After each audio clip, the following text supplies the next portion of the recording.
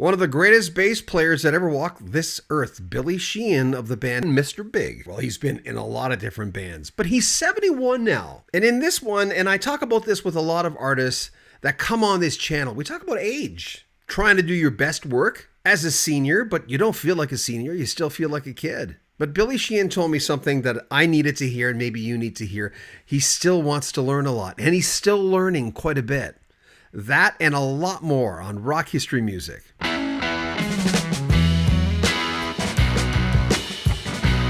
Billy Sheehan was born on March 19, 1953 in Buffalo, New York. He's widely regarded as one of the most technically proficient bassists on the planet.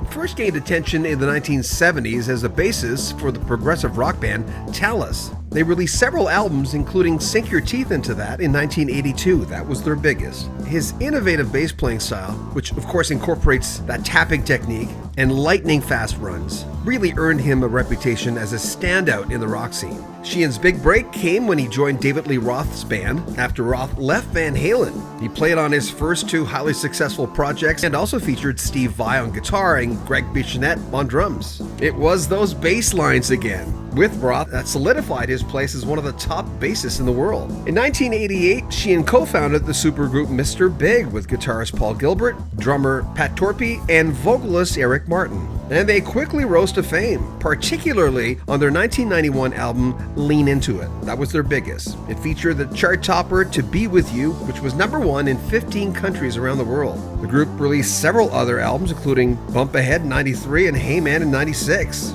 Outside of Mr. Big, Sheehan has worked with various projects. He formed the band Niacin, an instrumental fusion rock group that combined jazz, rock, and funk, and their releases, Time Crunch in 2001 and Organic 4 years later. He's also worked with a lot of different players, including his old David Lee Roth bandmate Steve Vai, Tony McAlpine, and Mike Portnoy. There was also Sons of Apollo, and that debut album, Psychotic Symphony in 2017, to critical acclaim. Throughout his career, Sheehan has always been known not only as a technical player, but a guy who pushes the boundaries, which earned him multiple Best Rock Bass Player awards from Guitar Magazine. He's one of a kind. I started looking at the clock at 60. I started going, well, have I done enough? Have I, and you've done a lot, but it's a good reference point for me to say, I have a lot more to do.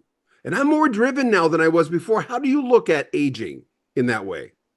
Well, I'm 71.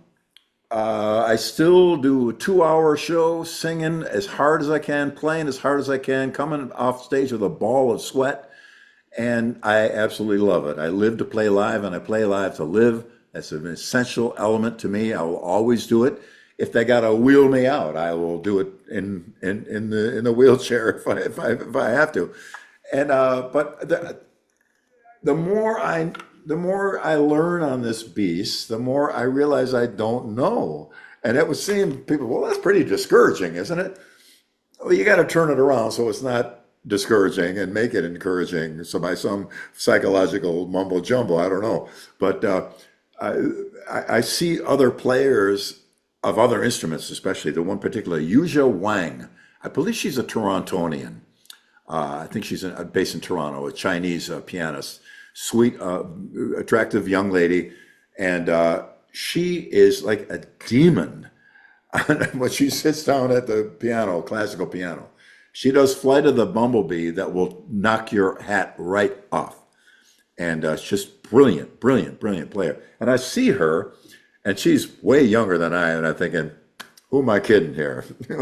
So I use that as a point of inspiration. If she can do that, and I always say to other people who talk to me about my playing, if I can do it, you can do it. It might take you some time, but I think it's within striking range of almost every player, with few exceptions, to do anything you can conceive. It can be done on this. It may take you a long time, but if you push hard enough, I think it's in there. And when I see someone like Yuzha Wang play piano, at first I think, oh, I give up. Forget it. But hold on a second. What can I do more of and do better?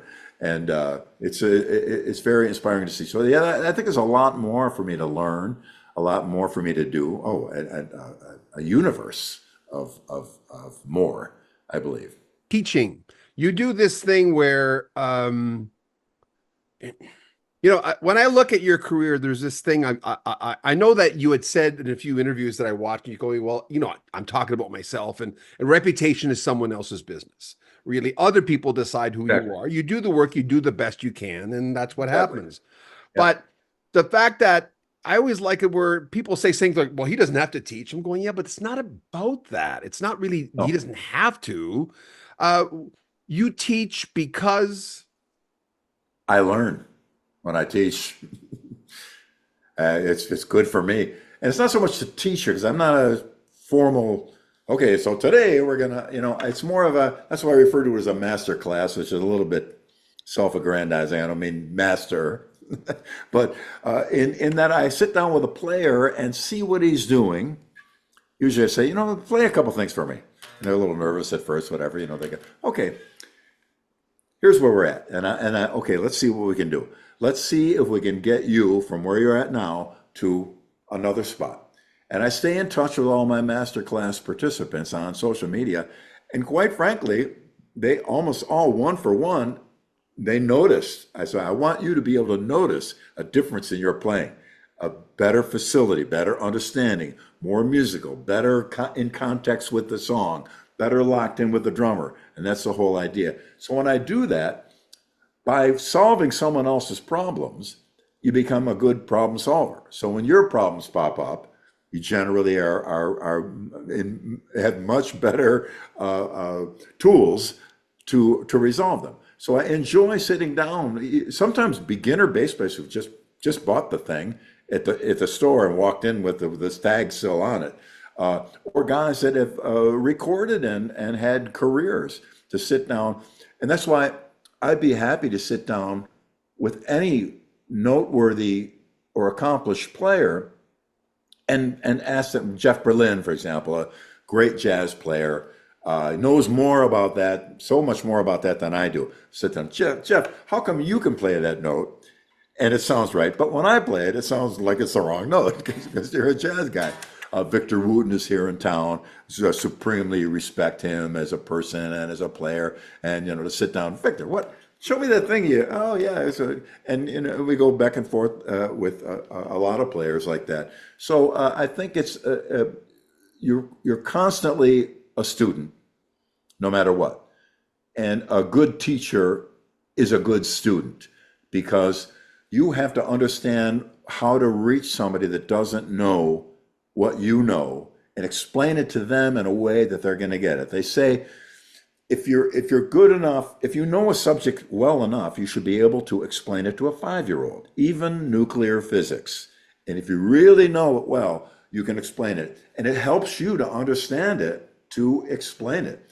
But I say, how come you're playing? And sometimes I have to stop and think, how come I do? What in the? Oh, I know why. Because blah blah blah blah blah. So here's what you do, and explain it to them. So it's been an enriching, expansive thing to sit down with people and teach them and show them things that I've developed, and then also show them a way for them to develop their own thing as opposed to mimicking or mirroring what they're getting from me.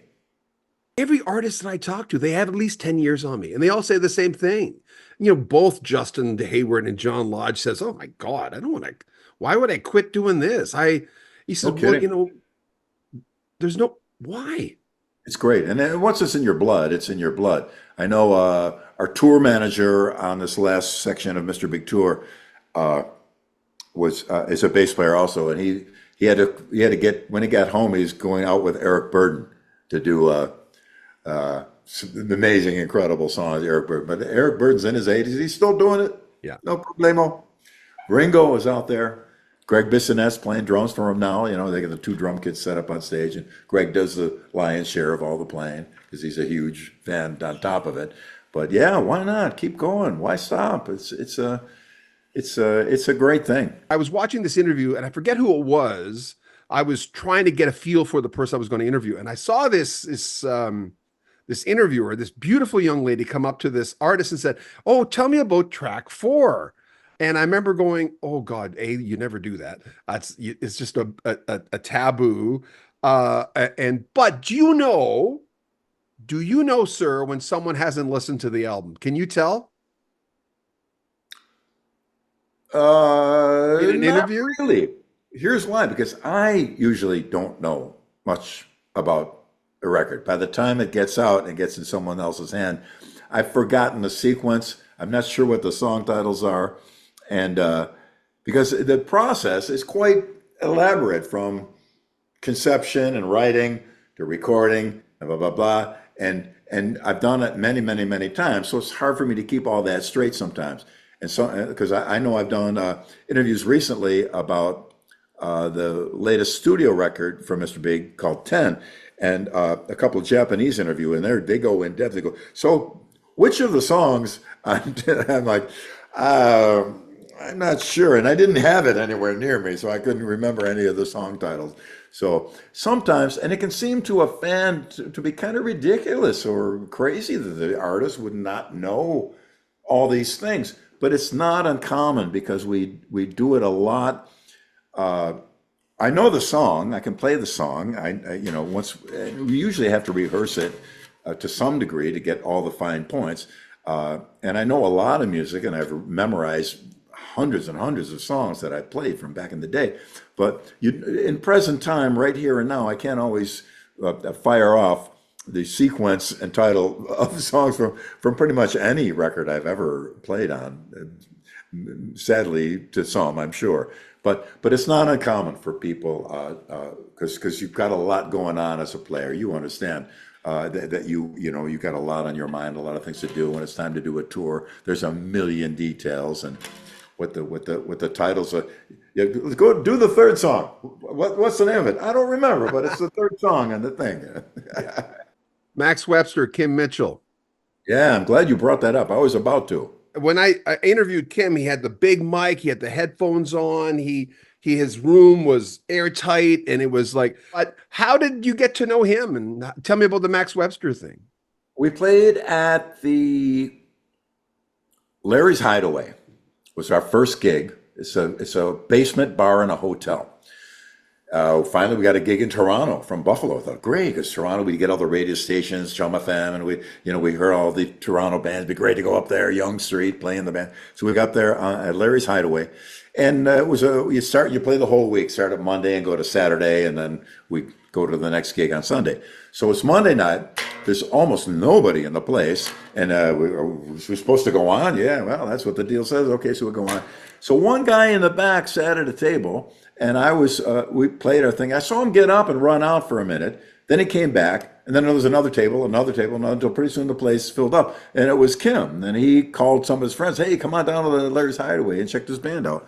And so I became acquainted with him. So a few years later, Talas was at one of there's about 9 versions of Talas. It was going through a shakeup, and I was out of the band. And I called Kim and said, "Hey, I'm out of the band. What are you doing?" He goes, "Well, perfect timing. We're about to start a new record, and come on up to Toronto and blah blah blah." So I went up. Remember what era this is? What year round? It was the Mutiny Up My Sleeve rec. Was that the name of that record? Yeah, yeah. It was for that record, I believe. So whatever year that was. So I came up and we pre-produced. I played on all the songs in rehearsal. And I think Pi Dubois, the lyricist, wasn't sold on me. And he had Kim's ear and kind of said, I don't know if this is going to work. And so Kim, she's cool. And I was cool about it too, and I was out of my element to some degree. I'm up in Toronto and away from home. And so I said, this is not going to work. Oh, that's cool. I'll go back to Buffalo. I got some other plans anyway. But we stayed in touch, and I love Kim, and I love the band. And we ended up playing a couple songs by Max Webster in my other incarnations of Talas, just because I love him so much. We play "Oh War," and we play "Battle Scar," of course. And so, but I stayed in touch with him, and I still am just a huge fan. I think the Akimbo Logo is one of the greatest rock records ever made. And I know when I joined David Lee Roth, I brought a couple of Kim's songs in to present to him. Kids in Action was one of them, and Dave loved the song. We almost recorded it. We did the music.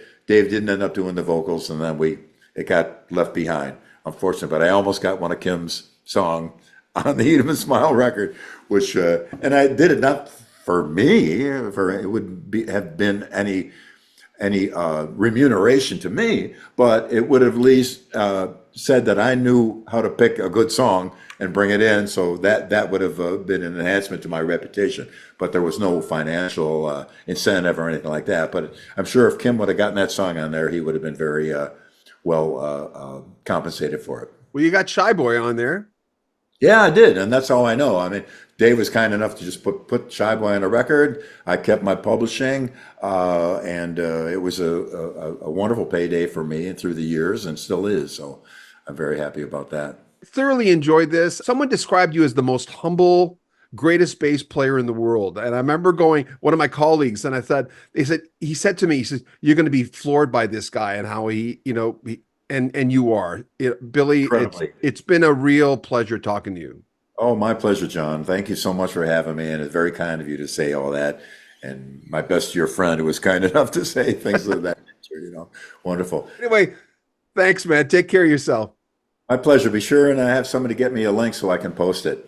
Okay, will do. Mr. Big formed in 1988, known for their tight sound and rockin' and melodic songs. Their band's original lineup consisted of 4 very accomplished musicians: Billy Sheehan on bass, Paul Gilbert guitar, Eric Martin on vocals, and Pat Torpey on drums. Before forming Mr. Big, each member had already established themselves in the rock world. Billy Sheehan had gained fame as the bassist for Talas and David Lee Roth's band, playing on albums like Eat 'em and Smile. Paul Gilbert was known for his guitar work with the metal band Racer X. Eric Martin had a successful solo career with hits like Sucker for a Pretty Face, and Pat Torpey was an experienced session musician, working with artists like Ted Nugent and the Knack. Mr. Big quickly gained a reputation for their tight live performances and musicianship. Their self-titled album Mr. Big in 1989 introduced the band to the rock world with tracks like Addicted to That Rush. However, the breakthrough came with Lean Into It from 1991, which featured the hit To Be With You. This song was #1 in 15 countries.